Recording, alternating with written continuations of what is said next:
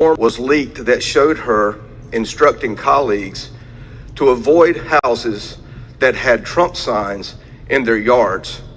And so that's where the idea for the bill came from. Right. And if that's the case, then that was Hurricane Milton.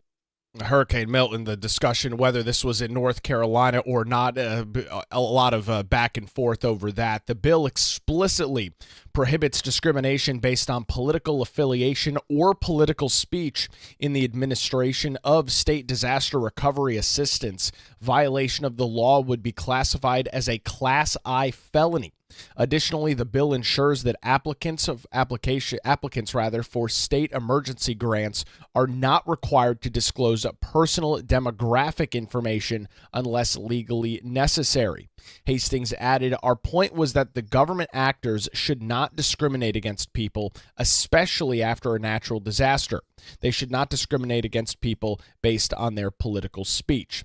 The bill, as I noted, did pass overwhelmingly in the House, and it now waits consideration in the North Carolina Senate. Turning our attention to the U.S. Senate, North Carolina Republican Senators Tom Tillis and Ted Budd both sent a letter to FEMA, the FEMA administration, in November of last year, seeking answers in response to the allegations that FEMA employees were advised to avoid homes that had Trump signs in both Florida after Hurricane Milton and in western North Carolina after Hurricane Helene. In response to poor responses, President Donald Trump has proposed that states should take over disaster recovery operations directly, hinting at a major shift in how federal disaster aid is handled. We'll continue to track this legislation through the General Assembly right here on the Carolina Journal News Hour, where it's now 5:09, News Talk 1110, 99.3 WBT. We are tracking a North Carolina-style Department of Government efficiency this morning on the Carolina Journal News Hour to talk about a Senate committee meeting that happened yesterday morning. Brianna Kraemer, CarolinaJournal.com, joins us on the News Hour. Brianna, we've covered the DAVE Act over the last couple of weeks. That surrounds State Auditor Dave Bolek. What did you learn out of a committee meeting in Raleigh yesterday? Yeah, so the DAVE Act is moving forward in the Senate now. It was heard in the Senate Committee on Regulatory Reform on Wednesday, and it did pass the committee, so it's going to move forward to the Rules Committee. And so legislators discussed this bill. Senate Leader Phil Berger, he's one of the sponsors of the bill, and he was there, as well as the State Auditor, Dave Bolek. He was there as well to express his support for this DOGE-style efficiency bill that is going to be pushed through the General Assembly, it looks like, in the 2025 session. It's been a couple weeks since we've talked about the introduction of this bill. What does the DAVE Act, as it's written right now, actually do? Yeah, so legislators were describing it as a bill to facilitate the auditor's ability to examine money in the state government. So just like DOGE on the federal level is trying to examine and audit money and waste, that's what this is intending to do at the state level, and really just giving the state auditor the authority to do that within his executive agency.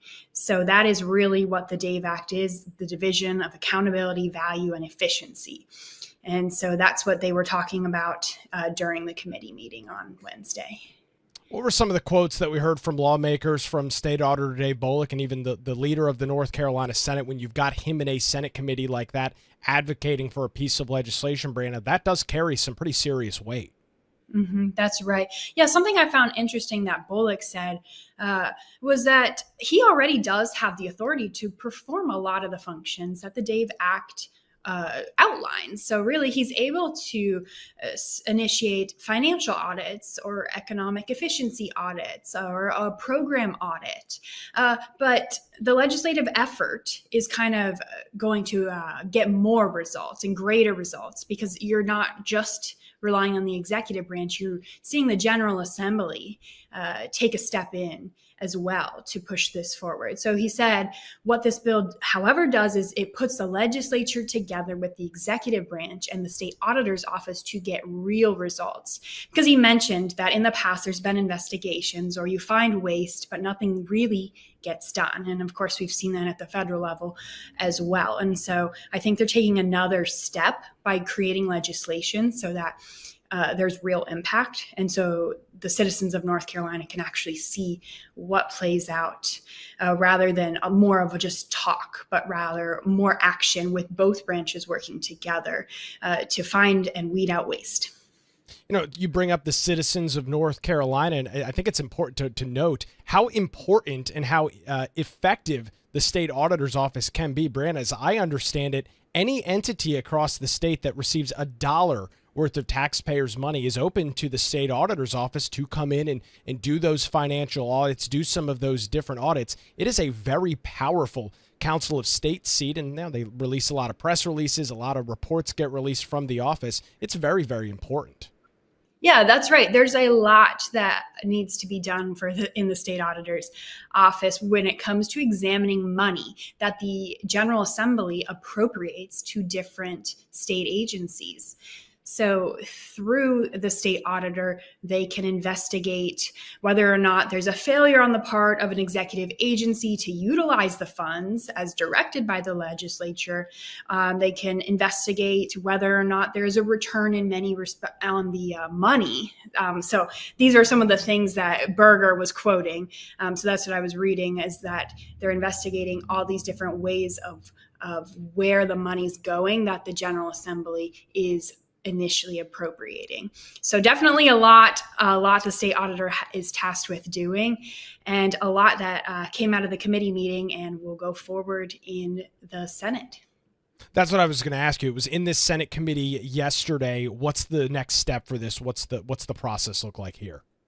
Yeah, so it's going to go to Senate Rules next, and then it should go to the House floor. Obviously, it's got big support from Republicans, so we'll likely head to the Senate floor, and then we'll see how the House responds. I know this is something both sides have talked about, is trying to cut back on waste. Although notably, something I've heard is that it's not going to be the same amount of waste that we see on the federal level. Of course, the federal government is really in debt. We know that they're, over $35 trillion in debt, and spend money they don't have. Whereas at the state level, we actually spend money we have. It's more of a balanced budget process, much more financially responsible at the state level already. So you're not going to end up finding the extreme waste that we are seeing in all kinds of reports coming out from the federal government.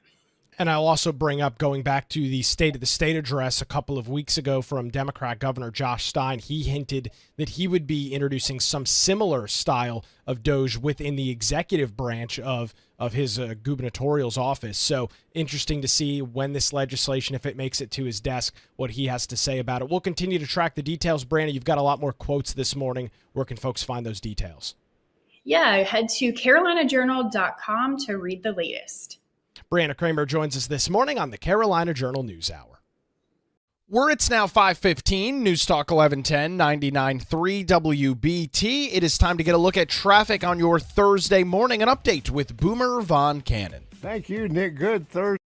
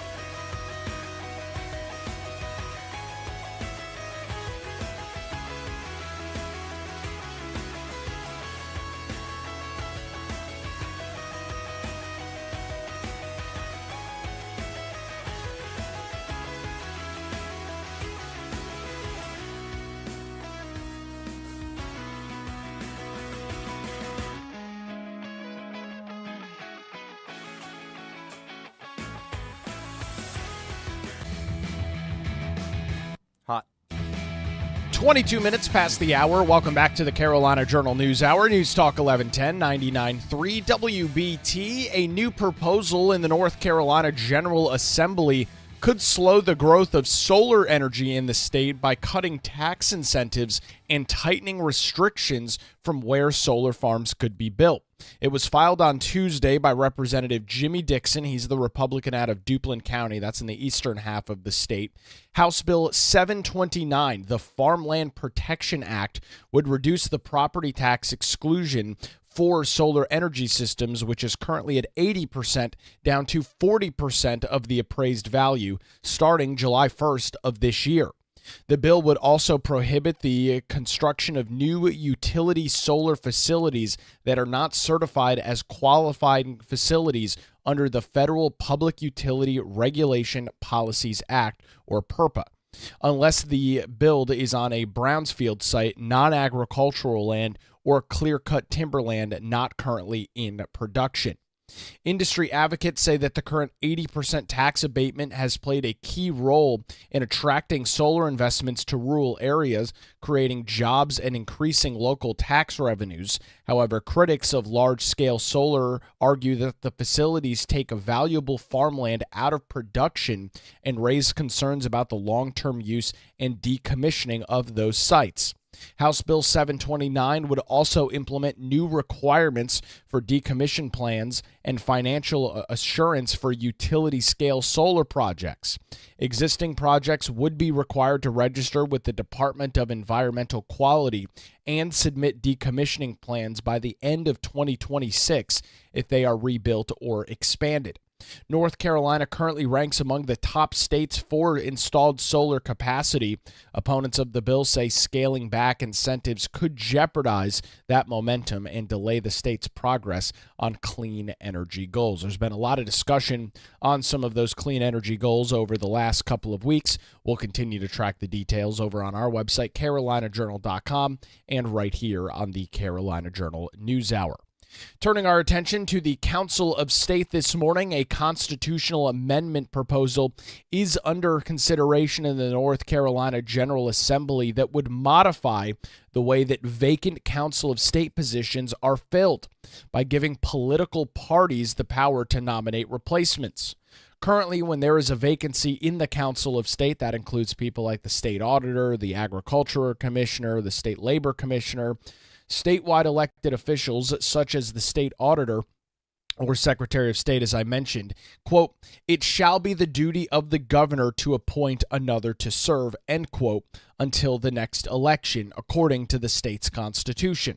However, appointments made by the governor don't necessarily reflect the will of the voters, explained Dr. Andy Jackson, the director of the Civitas Center for Public Integrity at the John Locke Foundation.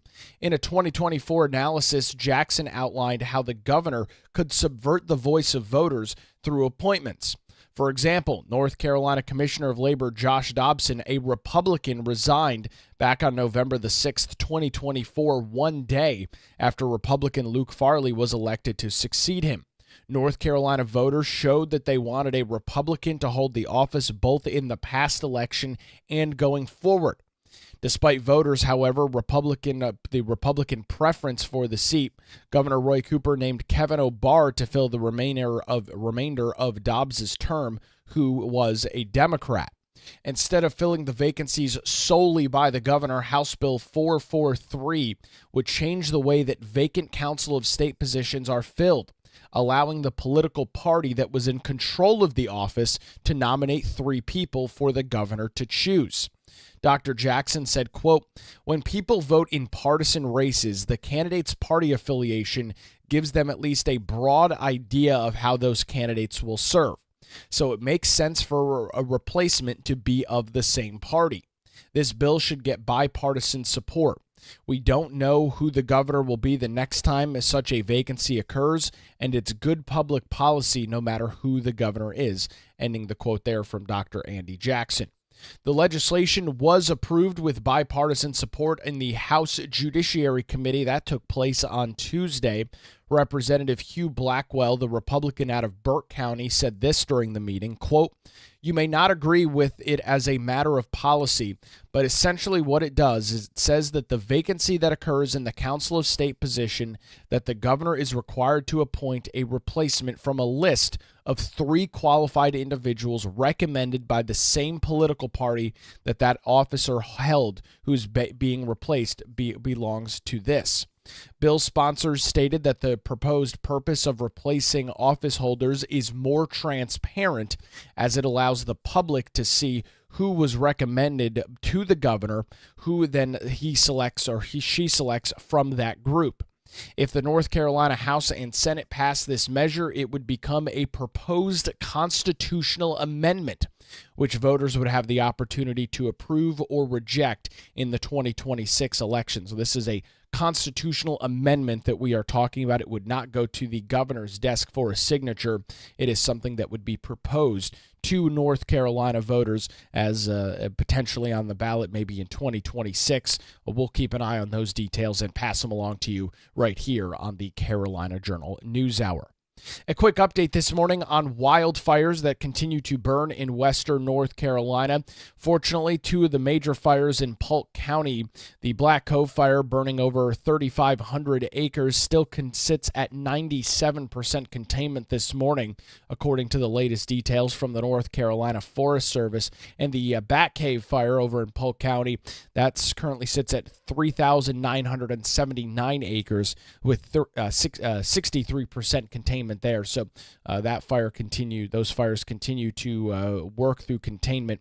One new fire down in Transylvania County, right on the South Carolina border, is currently burning a little over 600 acres, 0% containment there, as those conditions are improving overall in terms of wildfires. And but however, as we learned yesterday morning, still 1 month left in the busy spring wildfire season across North Carolina. More than 1,800 fires have already started in the month of March. Pretty remarkable. We'll continue to track those details as well. It's now 5:29 on the Carolina Journal News Hour, News Talk 1110, 99.3 WBT. It is time to get another look at the roadways on a Thursday morning, a look at traffic with Boomer Von Cannon. Hey, thank you, Nick.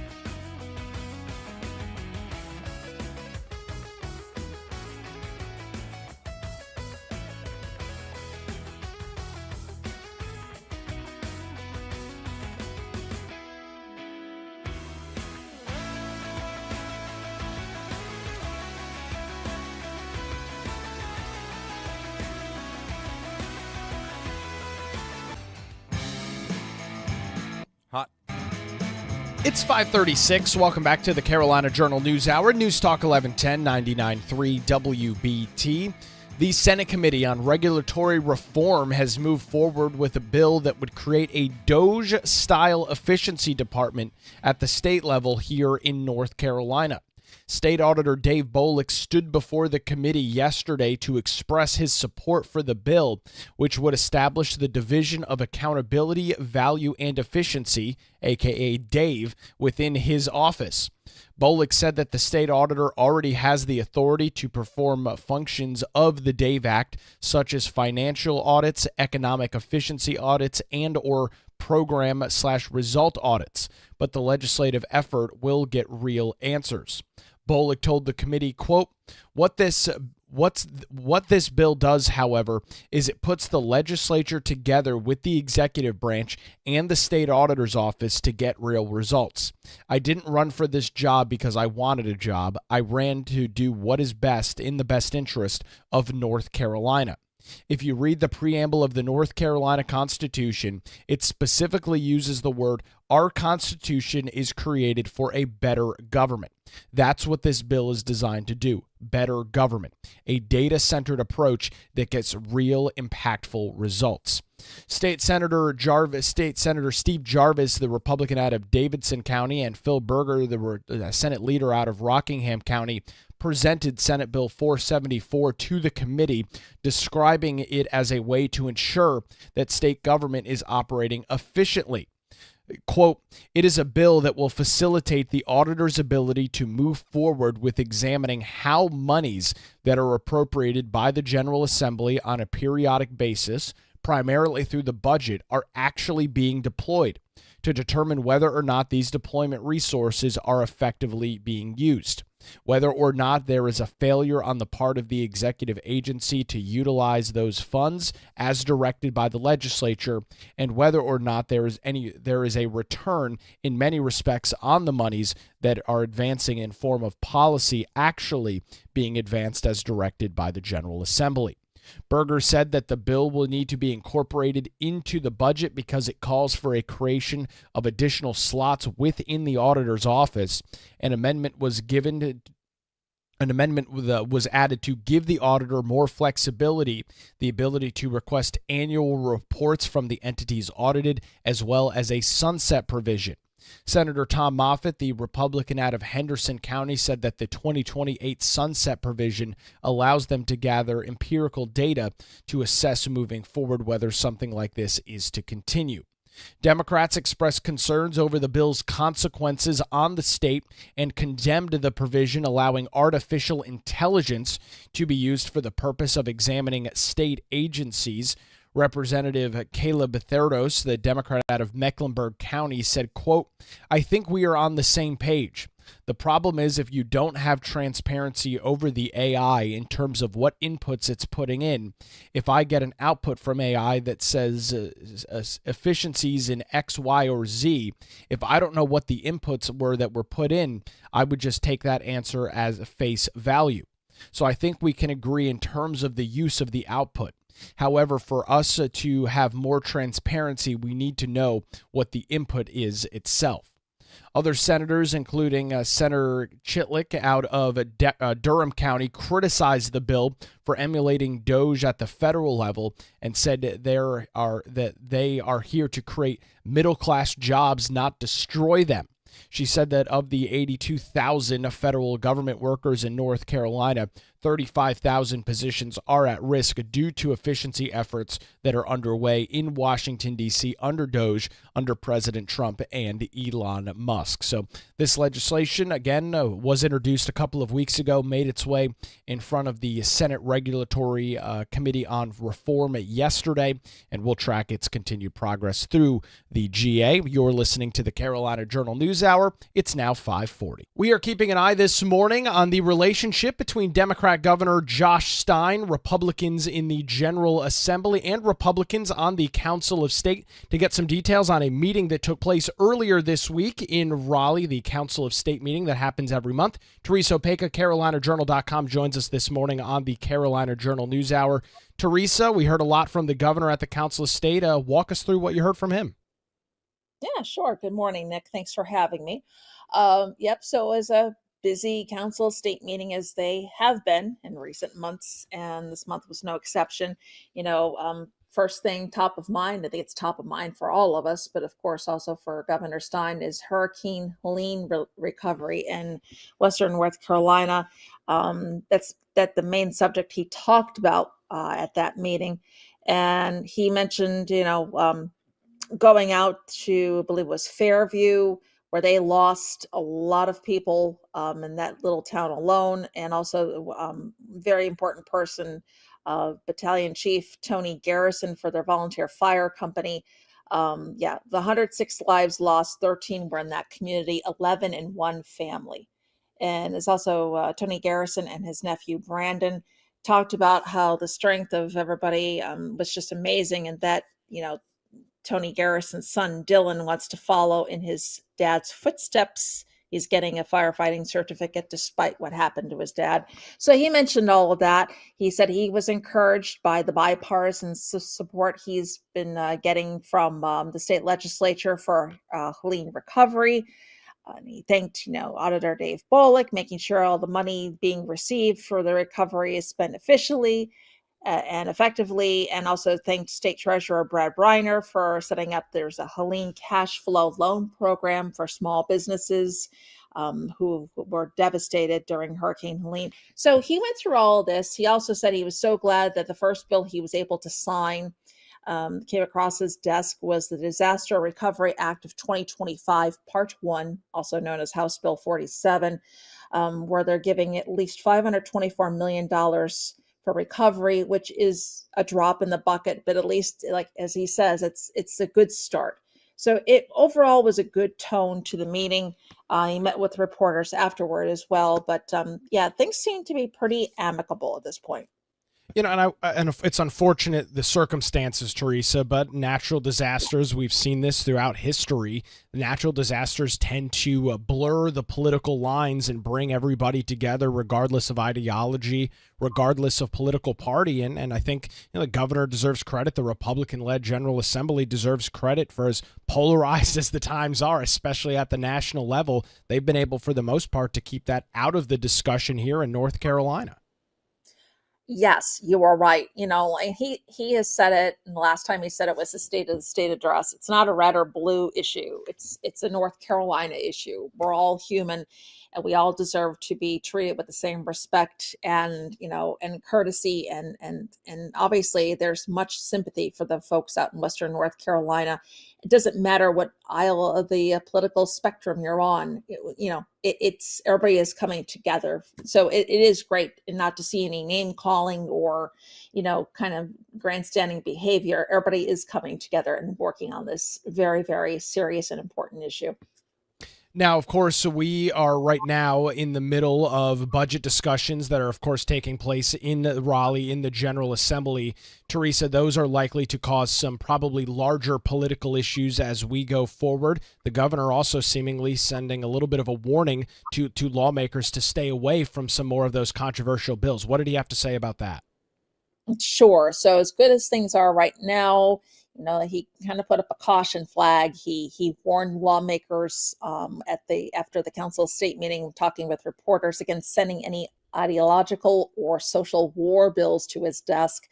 He said he thinks there's an opportunity for everybody to avoid these bills, the social war bills that all they really do is serve to distract us, is what he said. He said there were so many that he is concerned about. He would have been there for a long time talking with reporters. So he acknowledged it's the bill introduction deadline is fast approaching, and there have been a lot of bills that are introduced. And he says not all of which have much support within the Republican caucus itself. And he says, so they're going to be figuring out the questions of whether or not these bills are something to be really, really concerned about as they get further down the line, as they go down the process. So yeah, he kind of put up that warning flag that he doesn't want to see anything truly ideological or anything with a dividing line coming across his desk. And obviously there are a number of those right now that are floating in the General Assembly. So stay tuned. There may be some fireworks. We'll have to see. But right now things are pretty good. Yeah, and that bill filing deadline is today for the North Carolina House. Thursday, it was last Tuesday for the Senate, so everything is being laid out. And Theresa, there are a lot of these pieces of legislation. Republicans in the General Assembly believe that they have a mandate, some of it falling from President Donald Trump, to enact some conservative Republican policies across the state. We've gone over those various pieces of legislation over the last couple of months now. They will be getting to Governor Josh Stein's desk, probably whether or not he likes that. Correct. There's a number of, like, the one bill that they were talking about is reminiscent of HB2, about the bathroom bill, so to speak.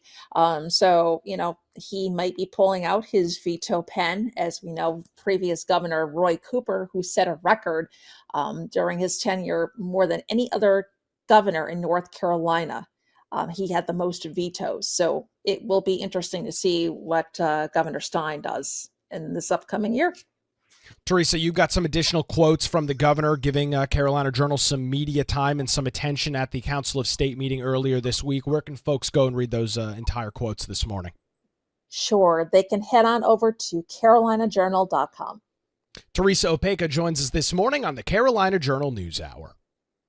Where it's now 5:47, News Talk 1110, 99.3 WBT. It's time to get another look at traffic this morning with Boomer Von Cannon. Hey, thank you, Nick.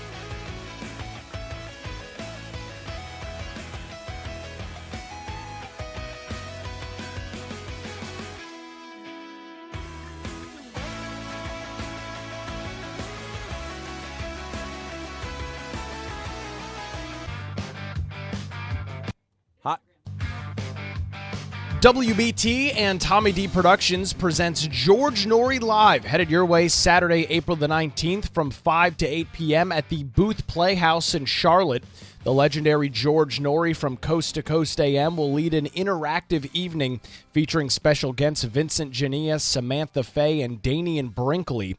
The show will include questions and answers from George as well as his guests, a salute to our country's military veterans and first responders, and George will even sing some songs with a live band.